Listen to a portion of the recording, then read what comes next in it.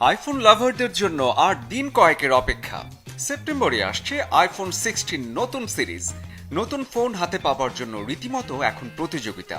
তবে যারা কদিন আগেই আইফোন 15 কিংবা 15 প্রো ম্যাক্স কিনেছেন তারা কি ভাবছেন? আইফোন 15-এ যেমন ডিসপ্লে ছিল, 16-এ কিন্তু আরও বড় ডিসপ্লে 6.9 ইঞ্চি। যদিও দুটি মডেলই আছে সুপার রেটিনা OLED, যাতে করে 35% বেশি উজ্জ্বল দেখাবে আইফোন 16। আইফোন 15 থেকে 16-এর ওজন বেড়েছে মাত্র 54 গ্রাম। ফোনের বডি অ্যালুমিনিয়াম ফ্রেম থেকে আপগ্রেড হয়ে আসছে টাইটানিয়াম 5 গ্রেড বডিতে। সাথে nano SIM dual stand by option থাকছে আগের মতোই।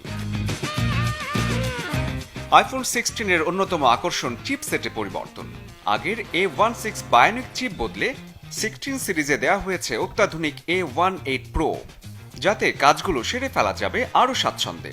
আর iOS 18 বিল্ট ইন থাকছে আইফোন 16-এ।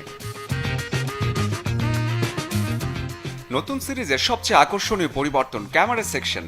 নতুন এই প্যাটার্ন দেখে মনে হবে এটাই আইফোন 16।